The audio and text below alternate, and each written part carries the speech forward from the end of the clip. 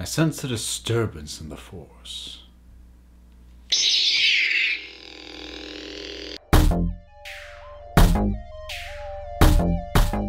Oh, don't act surprised that I have a red lightsaber. So, there has been some words coming out of various people associated with the Star Wars production that would seem to indicate that Episode 9, to be directed by J.J. Abrams, is going to be the final chapter in the Skywalker Saga, I suppose.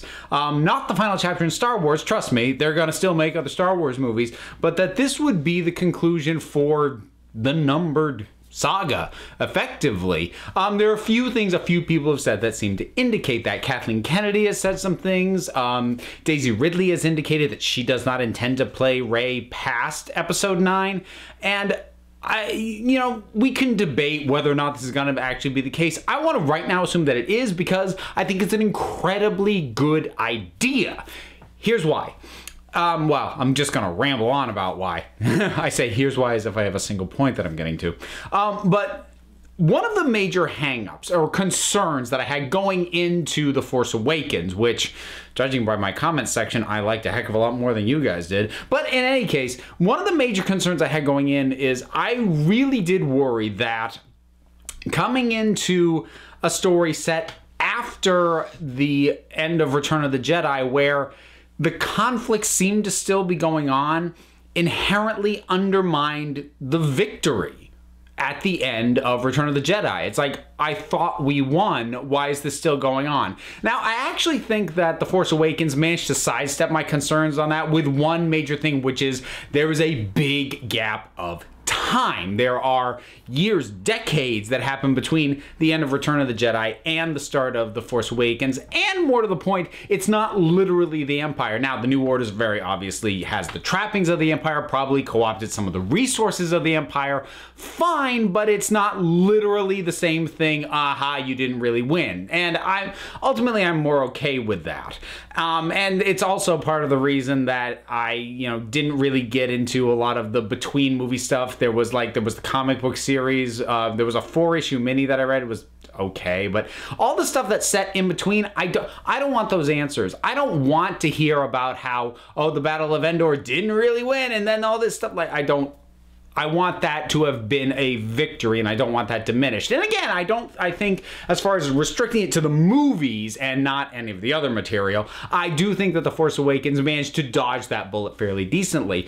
But regardless of how well any individual entry, theoretical future entry, manages to dodge that on a one-by-one basis, continuing to go past Episode 9 would inevitably diminish the importance of, just for starters, the original trilogy.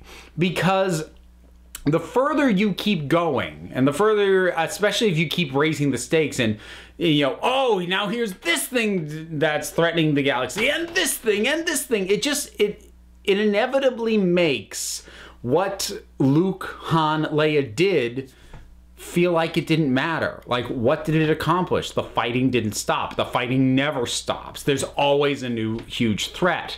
And there are ways to do narratives about that. There are ways to do great stories that are, look, evil will never be defeated, but it's important to fight anyway. But that's not what Star Wars is. That has not been the vibe of Star Wars as a franchise really ever. So I don't think trying to graft that onto this franchise is a good idea. So staying true to the space opera fantasy nature of the thing, I think it's much better to have what feels like a definitive victory, which previously Return of the Jedi gave us, and they're giving us more after that. And again, I did enjoy Force Awakens, and I am looking forward to The Last Jedi.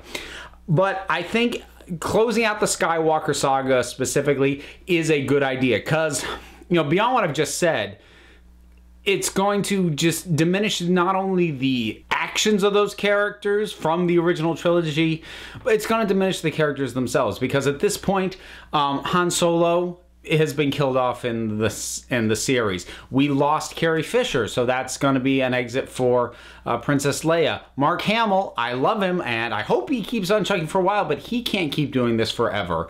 And I think inevitably, if they keep moving forward, we're going to lose those ties to the original thing, and it's just not it's either not going to feel right, or even if it works, it's going to make it so what they did, the old characters, like, oh, well, they don't really matter now. And I know that's my nostalgia talking, because I grew up on those characters. I grew up on the original trilogy. This is me being selfish.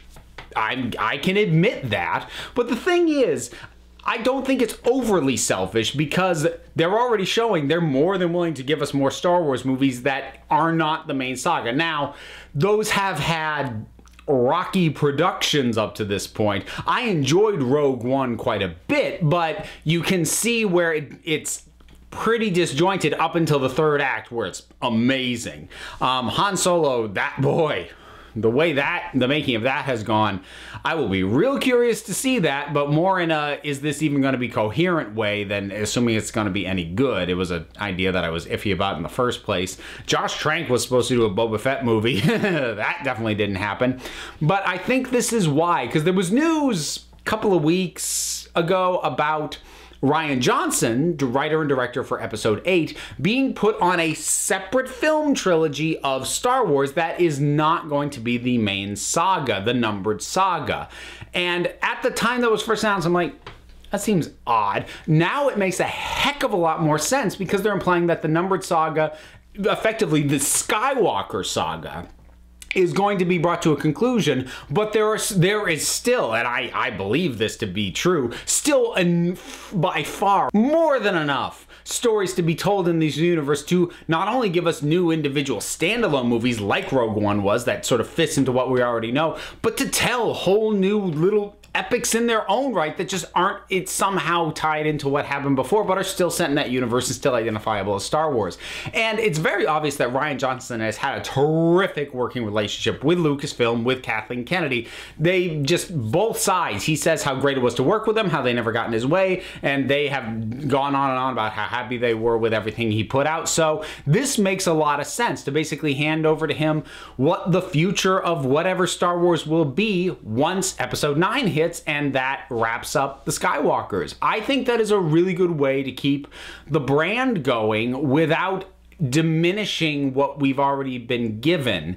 And I think in a lot of ways, now that Star Wars is in theaters again, you know, it's nice. It was initially nice to have the ties back, to have the things that we recognize, but Star Wars is back now. And I don't think it's in any way invalid to start to treat Star Wars a little bit more like the Marvel universe. And that's not me saying like Marvel does everything great, everyone should do it like Marvel. That's not the case, but I do think that model does work pretty well, at least in a certain way, when applied to Star Wars. And what I mean by that is each individual franchise in the Marvel universe doesn't have to touch the other ones. Some of them are incredibly self-contained. I mean, it's going to cross over with Avengers Infinity Wars, but Guardians of the Galaxy for 2 movies has been completely its own thing. Like, not even connected to the other stuff at all. Ant-Man had very superficial ties to anything else.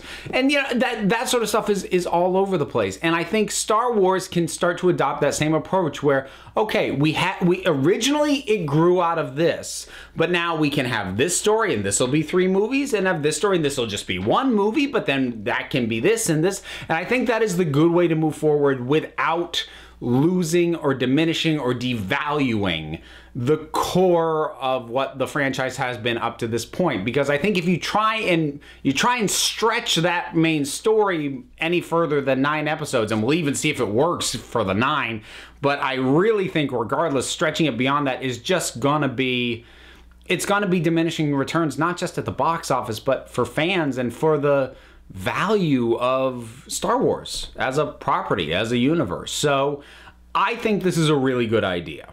Assuming that what's being implied is in fact the case, and I didn't just misread everything. What are your thoughts on the idea that Episode 9 is effectively the end of the Skywalker story, but we still get other Star Wars stories that are not connected to that? What are your thoughts on it? Whatever they are, drop something down in the comments.